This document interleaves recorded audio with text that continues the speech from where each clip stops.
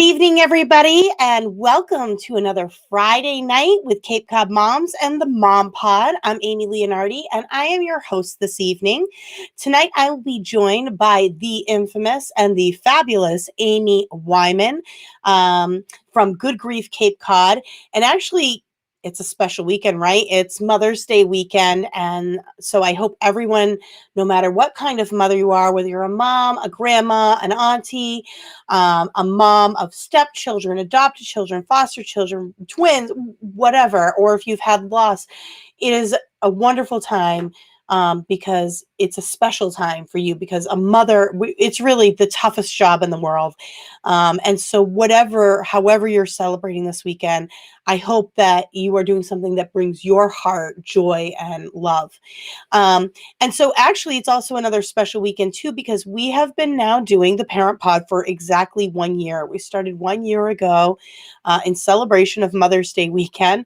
And I just realized that as we went live. So a little bit about the show, if you have not been with us before.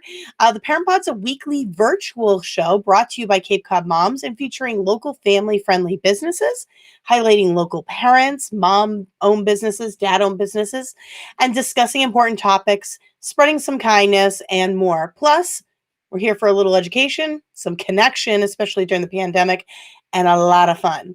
So tonight, our guest, like I said, is Amy Wyman, and we're having an important conversation this evening, a topic that really, really matters here, and that's about children and grief. And so we're going to be chatting about the types of grief that children can experience or are experiencing currently. And it may not be things that you think of regularly. It's not just loss of a loved one or a parent or a grandparent or sibling. It can go beyond so much more with that. And we're going to dive into that a little deeper. And we're also going to talk to you about how you can have those conversations with your children, things you can do, resources for you, and also, how to reach out to the resources that are available to you, like Amy, who has the Good Grief Cape Cod. Real quick reminder. So we do offer some things where you can submit questions in advance for any of our upcoming guests.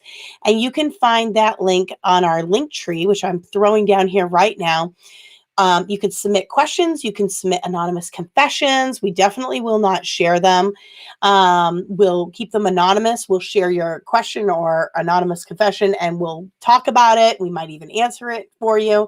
And you can also nominate friends for an act of kindness. And that's a really special part of our show every week where we recognize local moms and dads, unsung heroes, people who aren't normally recognized for anything, but they're just going the extra mile for other moms or other people in the community. And every week it brings us a lot of joy to come to them and surprise them live on the phone.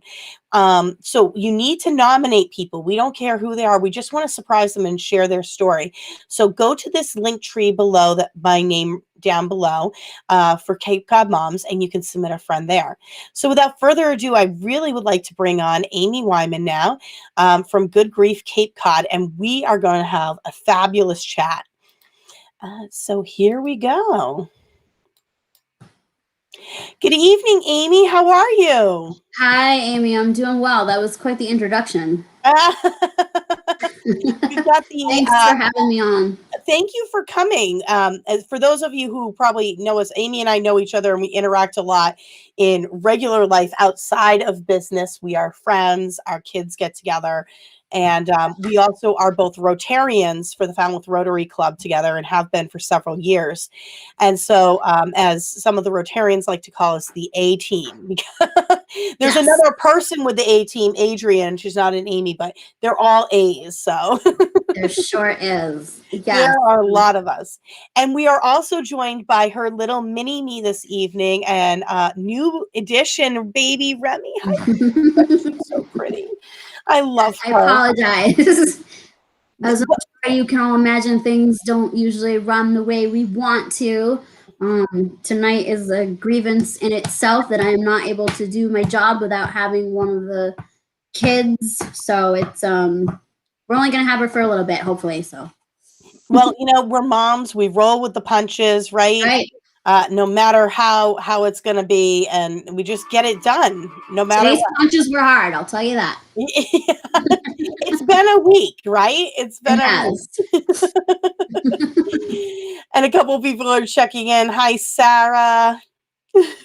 Thank you for tuning in. We're going to have a great conversation tonight. We're really going to focus in with Amy. Before we get started, Amy, as you're aware, we usually have a question of the night or every week, and we award a prize for the question of the night. Yes, we're doing it first. So this one isn't going to be funny. I kind of took a more serious tone tonight, not too serious, but I kind of wanted people to think about this a little bit. And so you have to comment for a chance to win. We'll share some of these as we go towards the end of the show. And Amy and I will also answer the question. But we want to know, what do you wish you spent more time doing 5 years ago? So think back to 5 years ago. Ooh, that's a great question. Right. So you think about it in the background while we're talking, and we'll come back and answer this ourselves. But for those of you watching, we want you to answer, and I'm going to be entering you in random.org over here on my other screen that you can't see. And at the end, we will select a random winner to win a fabulous prize this evening. So it's going to be a lot of fun. Hey, Chris. One more thing, Amy, I don't know if you heard during my introduction, we've been doing this exactly 1 year. Oh, there's Dad. I was just thinking that. Yep, Jeff's here. Dad, we love Dad. Hi, Jeff. Bye, baby. Right. Making a little appearance. Someday she'll be our co-host. That officially means the other kids are sleeping. The conversation begin. Give us a little like if your kids are in bed or they're occupado and not bothering you. We want some type of reaction. A like, a ha-ha if they're not, or crying if they're still crying in their rooms. Whatever reaction you want. Give us a little reaction. Let us know what your kids are doing. So we've been doing this a year. Can you believe that? I was just thinking that when you said it was a year, I was like, oh yeah. And I was like, wait, it was you and I were doing it together. So this is exactly 1 year. It's our anniversary. It is. Happy anniversary, Aim. Happy anniversary to you too. So it's exciting, and it's Mother's Day weekend. And I hope you remember the question from last week. That's right. A year ago. What was the worst gift that you got? The worst gift you had ever gotten for Mother's Day was our question for our very vacuum, first somebody, I don't remember. There were some funny answers for that. Someone got cleaning supplies. I think that's what it was. No, Mom wants cleaning supplies, okay? No, I was the only one that was happy with my Mother's Day gift, so. I got a phone charger 1 year. Love those. I love useful gifts for people. They're my favorite. I liked it. All right, so hi, Megan. Before we get started, for those who are watching and may not know Amy, just can you do a brief introduction of yourself, your background, before we get into Good Grief? Oh, and cheers. Cheers for Mother's Day weekend. Cheers, what are you drinking? I just went with a classic Blue Moon. I already took the oranges out of it. Where's the camera? Here it is. I just, put it in my car and go for it. It's Friday. I went with the Knockabout Pomegranate beer that actually my friend Karen. That's a good beer. She surprised me with a 4-pack of that after I drove the kids one day to an activity, which was really nice. I love mommy surprises. Who got that for you? Karen. Karen, I will drive your kids anywhere. Yes, for a pack of beer, we will. Yeah, just let me know. You can pay me in beers. Sounds good. Driving to that amphibian walk every week. All right. So, Amy, introduce yourself. Take it away here. My name is Amy Wyman, and I am the founder and director of Good Grief Cape Cod. We are a local nonprofit. Personally, I'm kind of a hodgepodge. I am a expressive art therapist that specializes in music therapy. So I offer music therapy as well for my programs. I'm a child life specialist, so I have experience working in hospitals, particularly with terminally ill children. And I'm a grief support specialist. So I compassed all of those, put them all together, and created Good Grief Cape Cod. We are a program that really puts the word out in the community that children do, in fact, grieve as early as infancy. It may not be the same as a high schooler, someone who's 18 developmentally. It's definitely not the same, but they do in fact grieve at all ages and all stages of childhood. We, excuse me, I go out into the community and have these conversations. Yes, they grieve. Here's what we can do to help them. Here are things you need to look out for. Let's talk about child development stages that they go through and how we can help each stage cope better. So it's mostly just having that tough conversation, you know, as we said, advertising for this. This is a tough conversation that nobody wants to really have, and it's a crucial conversation that we do need to have. Absolutely. And, you know, we've had some tough conversations, you know, whether it's for the Parent Resource Fair or whether we've been on this show before. And we can't shy away from the tough conversations. We have to get comfortable with them. We need information. And that's why people like yourself and others, Jacob, are great resources for our community when we need to have those tough conversations. And part of having those is having regular open communication with your children. And that's really the crux of everything across the board. And so grief, you know, you kind of talk about it. Children grieve. I mean, and they may not grieve like adults. It can look different sometimes, and it can be for a variety of reasons. So let's start with kind of basics here. So, what are some types of things that children, before we talk about what kinds of grief there are, what are some things that children that you've seen or that you're aware of grieve about? Well, I think something that's very important is that children grieve differently. I need that to kind of strike home for everybody. They grieve differently than adults. So you hit it out of the ballpark with that right there. So you want some examples of this. After a loved one dies, a child may go from crying 1 minute to playing the very next minute, and the parent will think, oh, well, you know, Johnny's not grieving the loss of his uncle who just died of an overdose. Yeah, he is, but he's doing it his own way, and that's okay. The changeable moods don't mean that they aren't sad or that they aren't finished grieving. They just cope differently than adults. And that makes sense because we're on completely different developmental levels. And a lot of times, don't they process things through play as well? Yes. Yeah, I was just going to say that. Playing is a coping mechanism. That's how they process things.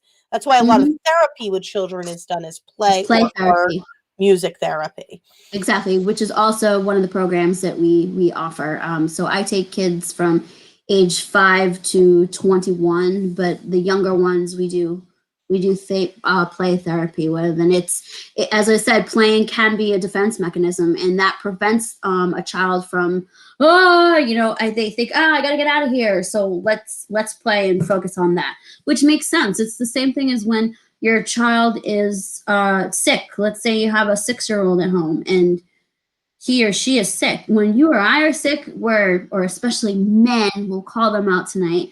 Men get sick, they have a man cold and they're under the covers shivering and can you help me with this? We're really, really sick. So how come when I give the same cold to my 8-year-old, he's not the same way? He'll be like that for a little bit, and then or to mom. Yeah, exactly, and then have energy to go outside and play on the same day. So it's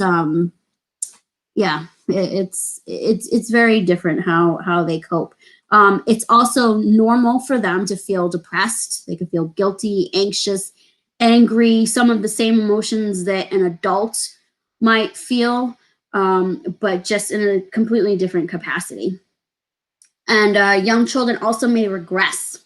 So if you have a toddler, as we said, a toddler may not understand the full extent to the death, what death means. They have no real conception of what to be dead means, but they do understand that something is going on in their family's lives, that something has changed. So their actions may be regression. They might start bedwetting, or might want to go to a sippy cup again or a pacifier again, possibly do some baby talk. I know we're going to get into types of losses later, but I can tell you off the top of my head, my 3-year-olds, when we were anticipating my daughter, who is now 7 months old, when we were anticipating her birth, my 3-year-old completely regressed, went back to baby talking, wanted a sippy cup, was like, mama, mama, calling me mama, and he usually calls me Amy or just ma. So it was very different seeing him regress, but we were like, oh yeah, he's grieving because he's no longer the baby. There's a baby coming, and he's quite aware of that. So I don't know. Did that answer your question? It did. Oh my gosh, Sebastian's joining us from Bogota, Colombia this evening. Hi, I think that's one of the furthest we've ever had someone watching. Hi, Sebastian. What up, homie? That's my brother. Ah, nice to see you. Oh, I'm so glad you're joining us. So one of the questions I just saw Sarah kind of post is, do children grieve about divorce? And which is a really good segue into the next one. So it may not just be the death of a loved one. It could be any of these things. It could be a number of things. Absolutely, Aim. There are actually 48 types of losses that we can experience by the time that we are age 15. Ooh, can you name some of these for us? Because I think people traditionally just think, okay, when people grieve in general, it's grief over a death. But there are a lot of things that can be like that same type of feeling, whether it's divorce, like Sarah mentioned, or loss of childhood experiences. And I mean, I could go on, but I'll let you give us a few examples. Yeah, so for types of losses, children and adolescents experience a huge variety of losses throughout their lives. As I just said, by the time you're 15, you can experience up to 48. That's not normal, but there's 48 that we can experience. So the main one everyone considers to go along with grief is death. And unfortunately, that's not the only one. If you were to find a dictionary and look up grief, what is grief? It will come up with the normal reaction to any type of loss. So what you really need to be thinking about are, what are types of losses that we're constantly going through? Especially the last 2 years, our kids are up. Well, I'll get to that later, but there's just, somebody already asked about divorce. Yes, divorce is absolutely a grievance. Separation of parents, possibly going on top of that, the separation of parents. You've got kids that are sleeping at dad's house for half the week. Let me move over in the middle. There we go. And sleeping at mom's house for half the week. That is a grievance, leaving your home that you knew and you were a whole family to splitting apart. Moving is another one. And I'm not talking about like state to state. It could be you moved from East Falmouth district to North Falmouth. You had your crew of friends over in East and now you're in North. That is a grievance. Not even that type of moving from class to class. Let's say you are a preschooler who went to little kids, a small community, and then all of a sudden you're thrown into the big leagues in kindergarten and you're in public school with lots of kids that you don't know. That is a grievance. That's a huge one, going from pre-K to kindergarten. Moving from grade to grade, another example are the seniors who are missing out on their graduation due to COVID. And again, that's a big one this year. That's a huge. It's 2 years in a row, these kids. Yeah, so you've got 17 and 18-year-olds who are graduating high school and going off to college. And yes, it's very exciting. You get to get away from mom and dad and go live with friends and, have parties and woohoo. Most importantly, study, because I know that's what they're doing. Mm-hmm. So you get to do all that, but you're leaving closure. You're for 18 years. Yeah, that family that you've lived for 18 years. So it's kind of sad, not just for the parent, but it's also a grievance for the child that's going through it. We've got job losses. not just parental job losses, but kids are losing their job also right now because of COVID. It's really disturbing. But Or if think their parents lost the job, then exactly, the yep, kids are going to parental feel job that. losses. Yeah, military deployment is a huge one, especially down here where we live, so close to the air base. People are coming and going. Imagine being here and finding a community that you know and love for 3 years, and then okay, dad's getting shipped to Germany, so we're packing our bags. We're going. Not just that, but having that actual person be deployed. Maybe you are someone who's here stationed on Cape Cod, but your parent who is in military is constantly gone. That is a grievance. Something that I think people overlook: breakups. Think of all the teenagers, crazy teenagers that are dating, going through breakups. That is a huge grievance. Breakups are bad enough as adults. I mean, sometimes we don't even understand them. Imagine what it's like for a teenager. With all those hormones, oh, God bless them. Yeah, all those I don't hormones. miss that. No, neither do I. So on top of breakups, you've got changes in friendships. Think about, in junior high, that's the make it or break it time. If you don't fit in, then you're gonna have trouble for a long time. So think about all those changing of friendships. You probably aren't still friends with the same people that you were like in kindergarten. It's part of life. It happens, but that is a grievance. School transitions, we already talked about.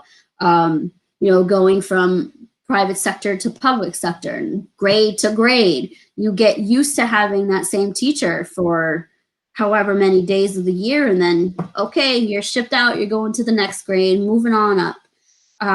Birth of a sibling, we already talked about that. Natural disasters is another one. Incarceration, there are so many. The list is just, it's eye-opening. I mean, considering that there's 48 by the time we could turn 15 that we need. Gosh, it's overwhelming to think about, and that's not even counting, like, I think about community losses. So like when we've had like major losses, even as a country, so 9/11, that was a grievance, if you will. People grieve that as a nation. We've had some things happen here on the Cape where in different towns and communities, or the Cape wide, where we have grieved together as a community, or a specific community within a community. Yep. And I think about the devastating loss to the tribe, and how the whole community just was heartbroken over that. But so you can grieve, there can be these big group grievings too, where you might not know specifically that person, but it's overwhelming for the community, and they feel overwhelmed even without knowing those people. Yeah, absolutely. Did you want to get into that? Because that's actually Yeah, so let's kind of segue into that, and then we'll kind of talk about the tips and how to talk to our kids and how to allow that space. yeah. So again, if we were to look up what grief means in the dictionary, it would say the normal reaction to any type of loss. And I need that to be something else that really drives home for everyone who's listening tonight. It is normal to grieve. I don't care what Susie from down the street says or what your husband says. We're not supposed to cry and grieve. It's all BS. Excuse my French. I also hate the term you're resilient. Children are resilient. They don't Yeah. have to be. It's okay. We force them to be. We do. We have this We force them to be. expectation. We're like, okay, let's soldier up and let's do what needs to be done. But it's okay. It's natural to have these emotions and let them out. And Yeah. and however long that takes. Yeah. As a society, I truly believe that we have not done an effective job of helping our children, our adolescents, our youth through their grief and their loss experiences. They're hurting. They're hurting because we're reluctant to confront issues of loss within ourselves, let alone within, our children. Helping children through their loss experience requires that we actually accept that children feel grief, and that they're bright enough and capable enough to understand that there are many aspects to loss. And that's what we're going to get into now. So we talked about the types of losses, but then there's also different types of grief. I wish I could do a raise your hand if you think there's only one type of grief, because usually all hands go up, right? Grief is grief. Wouldn't you agree to that? Give us a comment, share with us what you're thinking about some of this stuff as we're chatting. But I mean, until I spoke more with you, I didn't realize until, a couple of years ago, but it is more, it's multi-level, and it can come out looking like different things. Yeah, yes, there is more than one type of grief. Crying is the natural. Melissa says crying is the body's natural built-in way of healing emotionally. Absolutely.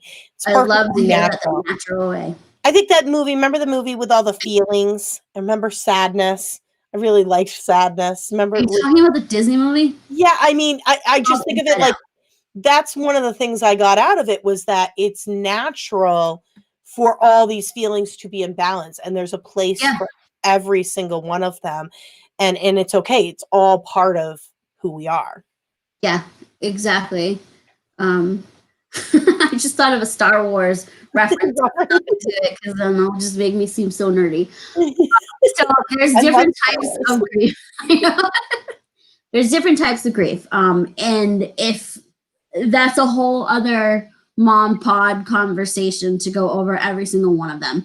But you've got anticipatory. These are some of the big ones. Anticipatory is grandma has cancer. So it's coming. You can prepare yourself. You can go through the stages. That's anticipatory. And then there's normal. So there is a normal grief. There is traumatic. There's masked, disenfranchised, abbreviated grief, exaggerated grief, secondary grief, cumulative, collective, absent, and I know I'm missing one more. There's a we could do a whole nother session on that. You could do a whole exactly. But so those are just some of them. Anticipatory really hits home right now, specifically because of what's been happening the last year with COVID. We knew people were going to get sick, so that was anticipated. A lot of people are really feeling that. A lot of kids are really feeling that right now. So there isn't just one type of grief. And as we talked about earlier, kids grieve depending on their developmental stage. So think of all that plus different ways to grieve. You've got different ways to grieve, the developmental stages that the child is in, on top of society that just stinks at having these conversations, on top of you've got cultural factors, religious factors, how the child found out about the death, what the child was told about the death. There's all these factors that come into how this child grieves. So they really are delicate. And I don't feel that we are, as a society, we are supporting them well enough for that. Well, I think it comes down to education because we know more now. Just like with Jacob's topics, right? We know more now than when you and I were growing up or when our parents were growing up. And so as we've learned more, we've obviously learned there's multi-levels to things. There's different ways to approach it or talk about it, that kids having conversations early on, open, honest conversations helps make the tougher conversations easier later. It kind of, because you're already used to talking to your kid regularly. And so making room for those conversations in everyday life, like even let's say the kid sees a squirrel on the side of the road that got hit by a car, right? So you could have a conversation regularly throughout their life. If they see something, or like when the leaves die on the trees every year, right? And they fall off, that's a conversation that you don't have to talk about the full shebang, but you could have normal conversations about, okay, well, this is, that had its whole life. That's the life cycle of a leaf. And that's the beginning of it. That's what Jacob and I talk about when we do projects together. Just this shouldn't be oh my gosh, like, are we really having this conversation right now? And Like, it do we shouldn't have be to have this when something conversation? finally Or, happens, it you should know, be regularly yeah. talking about these You things. don't need to put it in your calendar for 4 o'clock in the afternoon and, get anxiety up until that point. No, you have these conversations with your toddler the first time that you watch them kill a bug, and say, hey, why did you just do that? That was a living thing. Well, what is a living thing? Living thing means it needs to eat, it needs water, it breathes, it has a heart. And you just stopped all of that. That's boom. That's your first conversation right there about death. And then again, seasons. We teach as early as infancy in child care centers. Here are the leaves, and the leaves are falling. Listen to them crunch. What does this mean? The trees are bare in the winter. Snow comes, and then it's the whole life cycle. Absolutely. And that's an easy way to start building that foundation with your children right from the beginning. Yeah. Yes, Andy, it is fine for single dads to be here. This is a parent pod. We welcome everybody here. We're just happy to connect and share Yeah, information. I demand that Andy, Ralph, and Sebastian all come up with some questions. Yes, while we're chatting. I like that. Give us some good questions, gentlemen. The Cape Cod Family Resource Center in Hyannis has a lovely program for dads. I don't know if anyone has ever, if any of you have ever checked it out, but please do. And there's the whole Fathers Network thing. I've had these conversations with just dads, and it's great because the dads also are in a particular. You guys are in a bad situation. I'm not gonna lie to you, because you have society telling you, man up. You got to be a man. There's no time for you to grieve. Food on the table, move past this. There's no time to grieve. I feel sorry for you, to be honest. It stinks being a man when it comes to grieving, because you really are not allotted time for it. Society tells you, Yeah, there's an expectation, but it's an expectation we've created. It doesn't have to be that way. No, Just like you don't like the social media that goes on with all the celebrities or all the influencers or the blue check marks, right? They portray an image. That's not reality. The two of us will often tell you, even looking at us, this isn't reality. We have people helping us with our kids right now. Most of the time we're disheveled with our hair up, sweating, dirty, and like right now. Yeah, like we were earlier today. We're like all over the place and holding children from running out into traffic. That was funny. So we get it. And even some of these dads, single dads, like I'm sure, or single moms, you're grieving the loss of this image of a perfect family that you've been conditioned to believe has to be the be all end all, and it doesn't, and that can be a really tough loss too. So Amy, how do we how do we deal with this with our kids? Let's start with death. Let's say a child and a family experiences a death within the family, within the community, however. And how do you kind of have that conversation? How do you make room with them for that? And what kinds of things would help, or with any of the types of grief? Sure. Yeah, that's a great question. I think the most important thing that we can do before we even get to that point of having to have the conversation, that telling a child that someone has passed away, that we are constantly encouraging children to express their feelings. That is huge. I'm sorry, I share an office. This is life, everybody. This is life. Yeah, all throughout the day, one of us is constantly going through each other's meetings. But yeah, just having, and I'm not even talking about like having like an open forum, just being open about expressing feelings at home. Like, what is the big problem? Why are we so against it as a society? If a kid needs to feel sad, let them feel sad. Talk about it. What's making that person feel sad? How are we going to cope with it? What are ways that we can, make ourselves move forward, not move on and forget about that we were sad, just ways that we can work with ourselves and kind of move forward with that sadness. We were talking about Inside Out, we were comparing this to Inside Out. Joy couldn't be joy without sadness. That's right. True. We need all of these feelings because they mix together and create who we are inside. So they need one another. So encouraging feelings and learning how to productively promote expressing these feelings is huge. So that will help you. That opens the gates to having more in-depth conversations. You need to be developmentally appropriate. And huge, because I hear it's a hard one too, because it is. Again, there's no book on this. We have to cut, there's only been experts at it like yourself in the past recent history. So And I am not an expert, just we're still learning.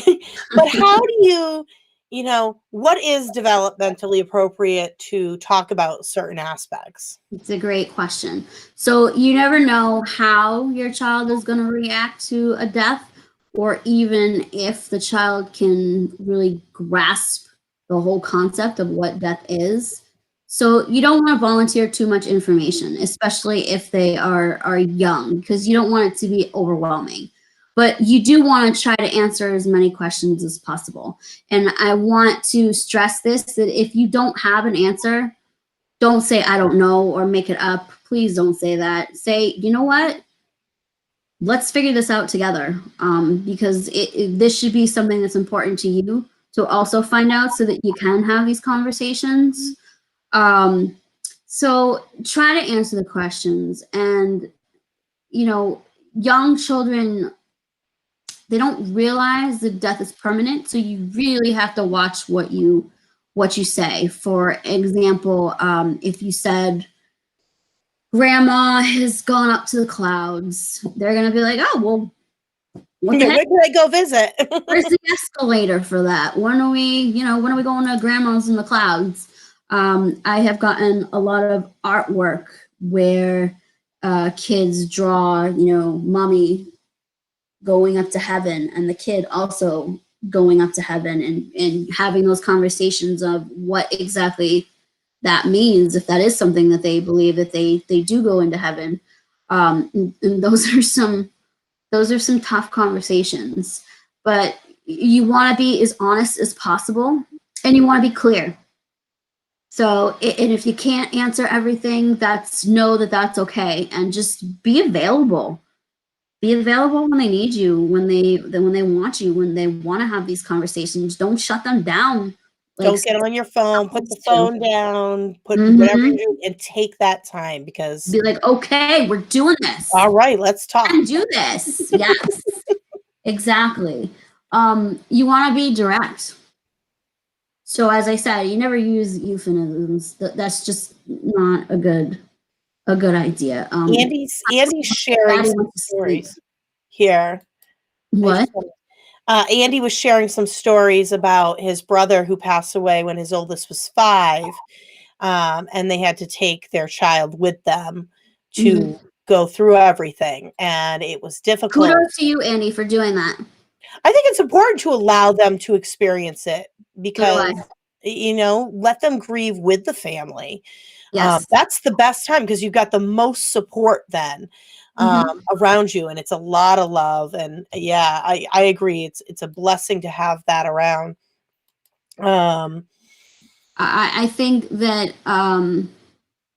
well, as a grief support specialist, I think I have a very unique but important opportunity to play a role in our community, where I can assist parents and other adults in understanding the way grief and loss manifests in children and adolescents, and just helping them to create comfort and support for these children that are grieving, and then providing them with interventions that will allow them to work through your feelings. This is what grieving is all about. Work through their feelings of grief without having to feel bad about it, without being in denial that I have these feelings, without society saying this isn't something that we talk about.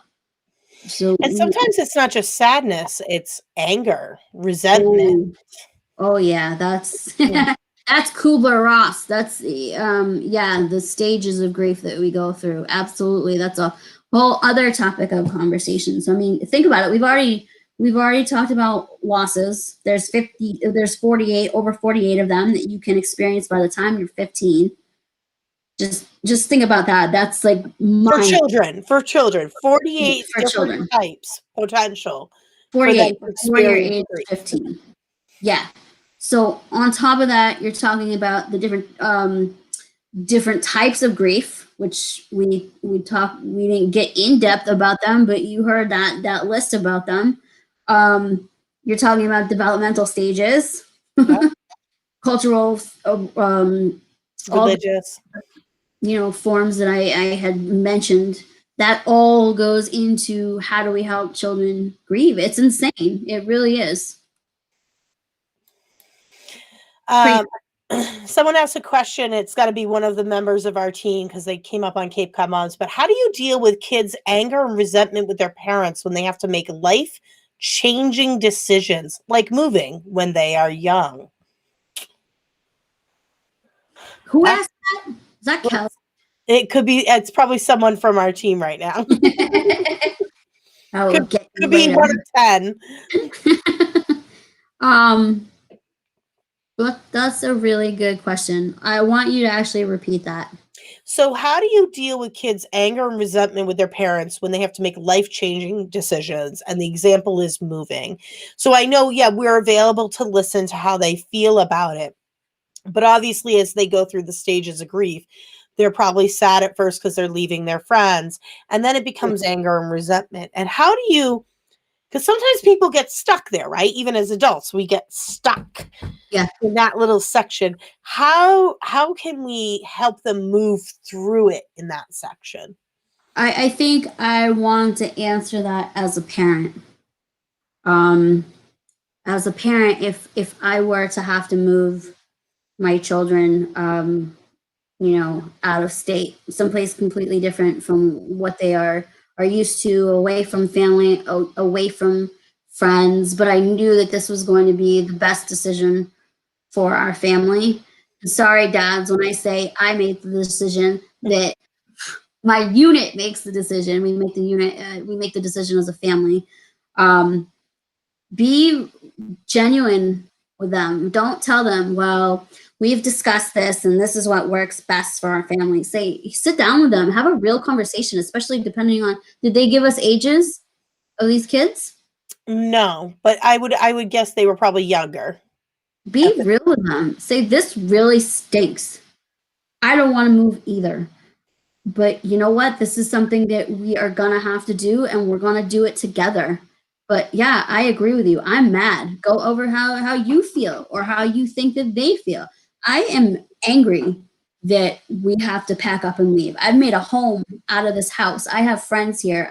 We've made a home in this community. And it stinks that we have to go somewhere else. And I'm getting very passionate about it. I want to come and have this conversation with it stinks that we have to go and do this somewhere else. And how are you feeling about this? And I bet once you tell them how you're feeling and really showing, expressing those emotions, you're going to get a ton of stuff out of them. I really like how you approached it with this really stinks, because I've done that a lot throughout the pandemic with my oldest, who has really been lamenting the loss of typical things because he's in 4th grade, ending elementary school. He's going to be transferring to the next grade level, and that's a different building. It's middle school then.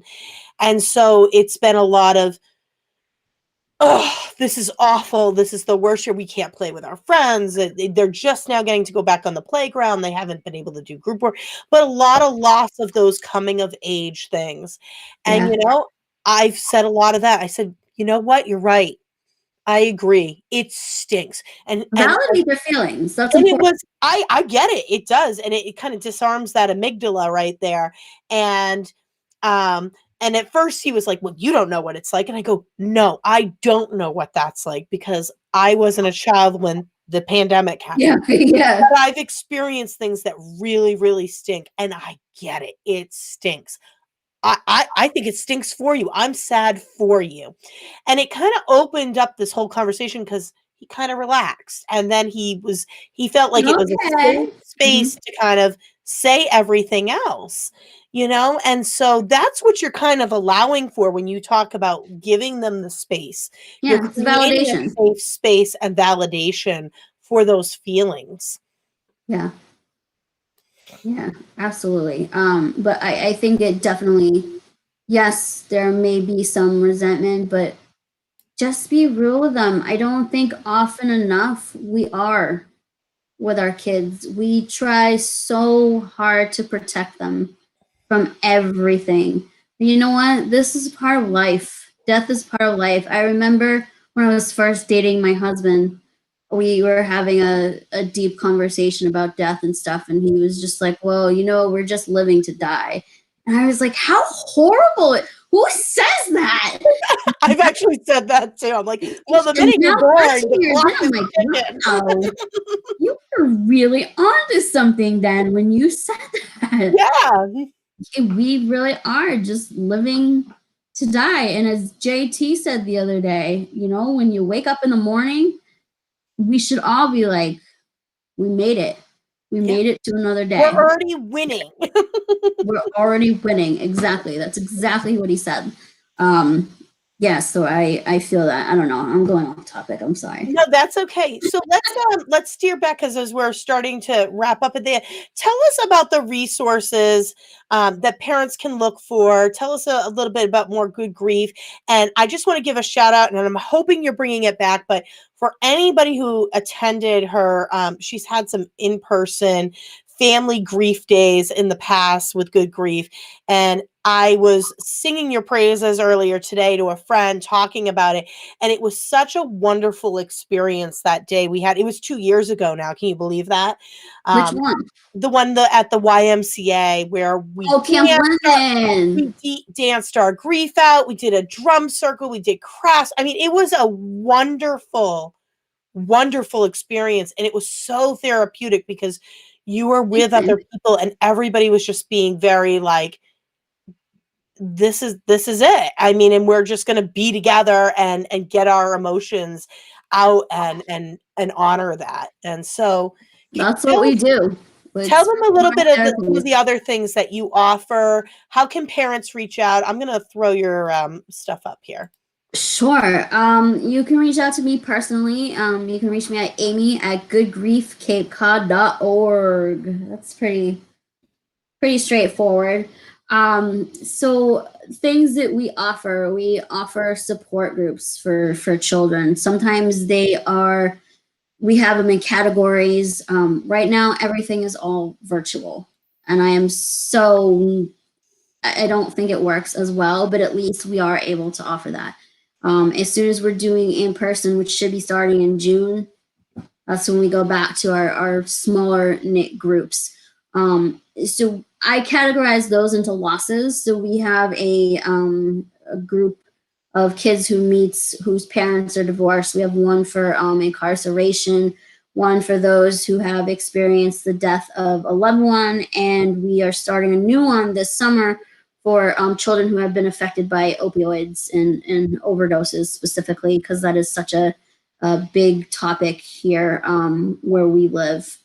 So those groups meet and they get a taste for 8 weeks of what expressive art therapy is. So we work on modules every single week. There's a task, there's a goal that we have to fulfill, but they get a little taste of visual arts. They get a taste of music therapy. Music writing is one of the big ones that a lot of the older kids just absolutely. I love that. Yeah. Creative writing is one that we do. We also do drama therapy, dance therapy. We have a dance therapist come in and teach us how to use our bodies to express ourselves and come up with some kind of theatrical thing to show parents and stuff. And then at the end of it, they showcase. So we save all of their work and then they showcase it to their parents. We sometimes have like a pizza party or something, or ice cream, and just everybody gets together and kind of becomes that good grief community. I love how the arts, the music especially, is such an integral part of human beings processing emotion, because Absolutely. it's vital. And to think that there was a time, couple times, where we've tried to cut arts programs right across the country. I remember when I was in third grade and they were cutting arts programs. I mean, they've done it on and off throughout the years. They are vital, absolutely vital. And it's not just enough that they're getting it in school anymore. And to get your children into these types of activities regularly is Yes. vital, because it will help them when these things, and they're going to happen, 48 different potential possibilities before they're 15. Remember that. This is going to help them process it, so that Absolutely. then when you do need to reach out to someone like Amy, like they already have something kind of going, oh, I already know how to do that. I can write poetry or write a song, and I Yep. can dance this out. I can show how I feel. It's crucial. Yeah, it is. And it's specifically crucial, I think, more so for boys. Women were just wired to show emotion, and males are not. So if you know of any young males, please send them my way. I think one of the best success stories that I have had so far in the last 2 years doing this is a 15-year-old. I wish I could give him a shout out, but I was told he doesn't want people to know his name. So a 15-year-old obsessed with Queen, autistic, lost a brother. So there was speech difficulties there, really expressing himself. Loves the band Queen. Who He doesn't? wrote Bohemian Rhapsody, and it was all about his feelings. And then he actually performed it for his family when we were done together. Yeah, it was so beautiful. My favorite things coming together and helping him cope. It really was nice. Absolutely. They Yes, really are. They're Kelly, dance and music are amazingly therapeutic. So you can reach, I had Amy's website up here. Not only does she do groups and everything, but they are Yeah, going to be looking to bring back like the family type day. yeah, And you're also available for one-on-ones as crises come up, or on, like she said, it doesn't have to be the death of a loved one. no, Um, it could be the death of a pet, or it could be the loss of, or it could be moving, or it could be a loss of, military. yeah, military. It could be a million things. It could be a divorce, but Amy's available to do both one-on-ones, get you into groups, and And adults. adults. I've been seeing adults too. Yeah, they're like, why can't we do all this fun stuff? So I was like, okay, let's get it started. But I just want to say that I think our goal is to create an emotional and social well-being, mental health curriculum that we can implement into the schools. Because as I said, this is something that people experience. Loss is loss, and it's something that we experience day to day. I mean, we're experiencing them as a world, the human population. Absolutely. I get really worked up. My husband will tell you, and you've heard me. I get really worked up sometimes thinking about other places in the world and what other, in particular, children are suffering through, Yeah. and it depends on news stories that I see, and I grieve that sometimes, and or I'll just see a story of a child, and I find myself moved to tears, and I don't even know the child. I don't know this, but I can feel the impact of it in my soul. Because it's one of the types of grief. Yeah. See? Isn't, So there's all kinds. yeah, Kobe Bryant dies, and a lot of people are upset, and they're like, "What are you upset about? You didn't even know him." It doesn't matter. You have feelings that go towards that. Exactly. I had some kids come and see me, and their parents were like, "I don't know what so and so is so upset about this. It's a famous person." It's like it doesn't matter. You need to validate that, and we Absolutely. need to talk about it. So it's yeah. My dad likes to tell the story of when I was a young pre-tween, whatever they call them now, and we were driving in Florida, and I saw a car coming the other way and hit an armadillo crossing the road. And I know, listen, everybody laughs at me, and I saw this armadillo go flying, but I could hear it scream like in my body and in my mind, I and I believe was it. devastated. And You of can course, my still hear father. it, huh? I went running to go say prayers over the armadillo, and he's like, "It could have rabies." I mean, to this day, he teases me about it. But I could feel that I'm just like empathetic almost to that type of scenario. I know. I love animals, even I'll armadillos make that sure might to have steer rabies. clear of armadillos when Yes, you're please driving don't with hit me. any armadillos. But they can be affected by any type. So. Yeah. So Amy's website down below, goodgriefcapecod.org. It's a wonderful resource. You need to reach out to her. She's, like she said, she's doing virtual groups, and they're going to be doing some in-person things outdoors as some of our restrictions are now getting better and people are getting vaccinated. Yeah.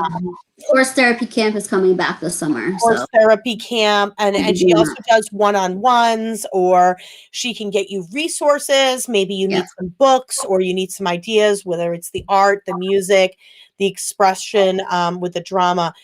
She's your girl, and I would 100% agree with you that this is something that should be integrated within the regular the school system, especially with our feelings teachers. I know our teachers have a lot to do, but I think just kind of rethinking how we are thinking about these conversations. Exactly. Because I think there's a lot of kids that sometimes they're sad or they're angry at school and they may be grieving something, and we just say, get back to work. Yep. Do this. No, you're just misbehaving. And that may not be the case. Yep. They could be internalizing something that's going on, and we have to make space for that throughout every aspect, and it starts with our conversations at home as well. Yeah. Yeah. Exactly. So I will leave you with the last word, Amy, and Kelly's going to tell us that you are absolutely brilliant, and I would agree. I wish you had a tiara. I'm going to put my tiara on because it's Mother's Day weekend. Oh no, are you showing that video? Not right now. Oh. Don't tell everybody. It's a surprise. We have a surprise for you guys on Sunday that we're going to air. All right. So, before we close out, I'm going to give Amy the last word, but really quick, happy Mother's Day weekend to all of you out there. Wait, do we get to pick somebody? Nobody answered our question. It's okay. We'll give away 2 next week. Maybe they'll answer our question next I week. really want to give something away. So give us the last word before I close off for tonight. Nobody Grief should is good. grieve alone. Say that one more time. Nobody should have to grieve alone. Absolutely not. Children, come and see me, please. My doors are always open. No matter, how you feel about it. Don't underestimate the capabilities that children have. They do, in fact, grieve, and need to be there to support them. And we all need to do a better job as a community and as a society. It all starts with a conversation, everyone. Talk to your kids, talk to each other. No judgment. There's no judgment here. Hi, Jacob. I'm going to put back on my tiara as we close out. Happy 1-year anniversary to the Parent Pod. Happy anniversary. Guess what? It's also been 10 years of Cape Cod Moms. Really? Can you believe that? 10 years of Cape Cod Moms this year, and 1 year of the Parent Pod. I am so grateful for all of you. Join us again next week. We'll be joined by Laura Malilo from the Sandwich Partnership for Families. And Amy she'll actually be my co-host next week with Lauren, and it's going to be fabulous. And can I suggest that we give the prize to somebody? Sure. You got to pick one. You got 30 seconds. Who was the guy? Andy Lingos. We're going to give you a prize. PM the Cape Cod Moms page with your address. We're going to send you a little gift card to treat yourself to something nice, because you're an awesome dad. Thank you, everybody. We will see you all next week on the Parent Pod. Happy Mother's Day weekend, everybody. Thanks Happy for joining Mother's us. Day. Bye.